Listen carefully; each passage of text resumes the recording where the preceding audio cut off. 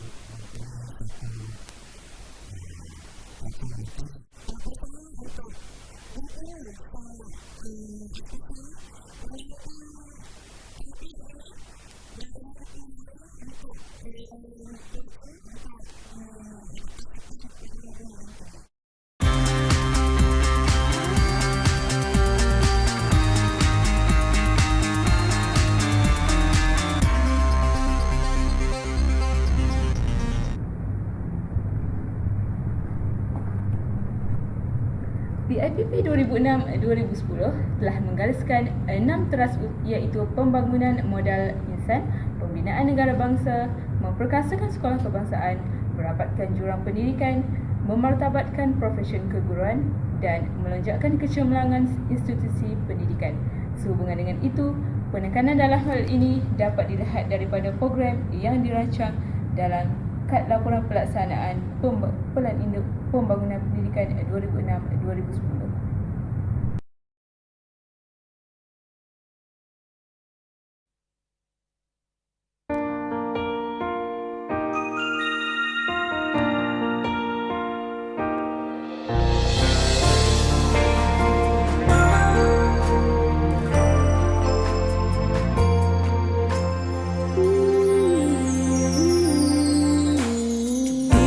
Menjayakan masa depan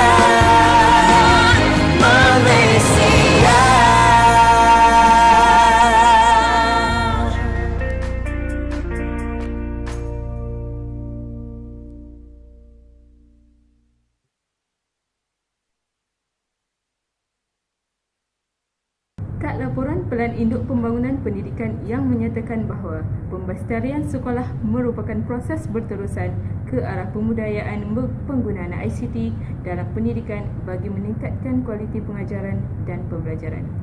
Program ini melibatkan usaha melengkapkan semua sekolah dengan kemudahan infrastruktur, aplikasi dan perisian, latihan guru serta pengurusan perubahan yang bersesuaian dan mencukupi.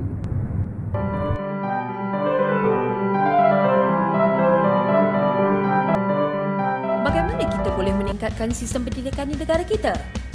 Makan lebih banyak ikan untuk jadi lebih bijak? Pembedahan otak? Muat turun pembelajaran daripada internet? Cuba fikirkan idea yang lebih praktikal seperti guru terbaik di sekolah, menghargai kepelbagaian, meningkatkan kemahiran bahasa Malaysia dan bahasa Inggeris, pemikiran kreatif, pelibatan ibu bapa dan komuniti, berita baik. Semua idea ini sudah pun digariskan dalam Pelan Pembangunan Pendidikan Malaysia. Sistem pendidikan bertambah baik. 1950, enrolment sekolah rendah 40%. Sekarang kita sudah mencapai kadar enrolment sejagat. Pelaburan tinggi telah dibelanjakan untuk pendidikan. Namun, untuk menjadi negara maju 2020 nanti, transformasi pendidikan perlu untuk mentransformasi negara. Untuk julung kalinya, semua rakyat Malaysia bersatu hati untuk sama-sama menghasilkan Pelan Pembangunan Pendidikan Malaysia 2013-2025. Terdapat 5 aspirasi untuk meletakkan Malaysia di kalangan negara 1/3 teratas pendidikan terbaik di dunia dalam masa 15 tahun. Dengan pelan tindakan yang jelas bagaimana kita boleh mencapai hasrat tersebut, kita perlu mengubah cara bekerja melalui 11 anjakan penting. Pelan ini memberi faedah kepada semua pihak. Profesion keguruan, profesion pilihan dengan sokongan dan pembangunan profesional berterusan. Pemimpin sekolah lebih peluang dan sumber membuat keputusan bagi menjadi pemimpin instruksional lebih baik. Ibu bapa dan komuniti menjadi rakan pembelajaran anak-anak. Pegawai kementerian menjadi pemimpin perubahan berfokus kepada memberi sokongan kepada sekolah. Kita perlu raikan kepelbagaian dan menyokong sistem persekolahan sedia ada kerana kepelbagaian budaya dan bahasa merupakan asas pembentukan negara. Paling penting, 6 aspirasi murid. Murid kita akan mempunyai pengetahuan, kemahiran berfikir, kemahiran memimpin, kemahiran dua bahasa, etika dan kerohanian dan identiti nasional. Kita sudah pun membangunkan laluan untuk murid minta cerdas dan memberikan sokongan pemulihan kepada yang memerlukan. Fokus diberikan kepada pendidikan khas, pendidikan vokasional dan teknikal, sukan dan kesenian. Setiap murid pasti boleh dan akan berjaya. Sama-samalah kita membantu anak-anak kita mencapai impian mereka, tidak kira apakah impian itu. Maklumat lanjut mengenai Pelan Pembangunan Pendidikan Malaysia, sila layari www.moe.gov.my.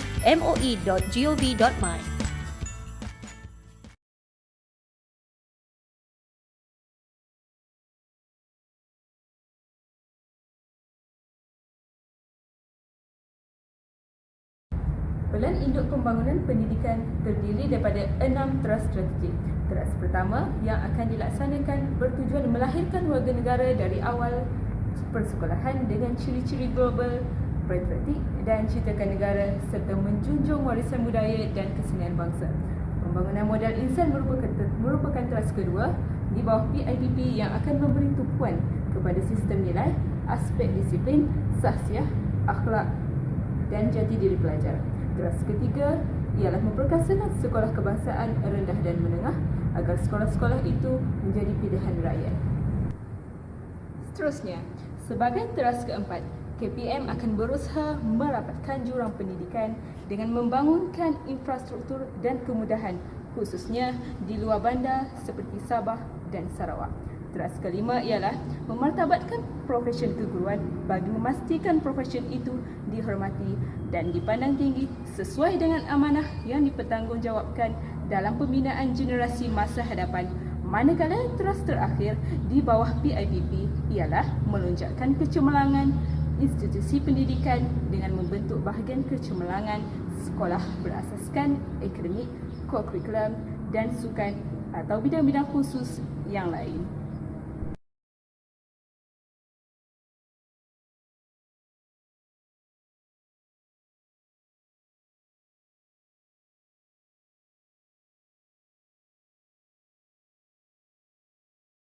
Bagaimanakah kita boleh memupuk pemimpin bagi masa hadapan?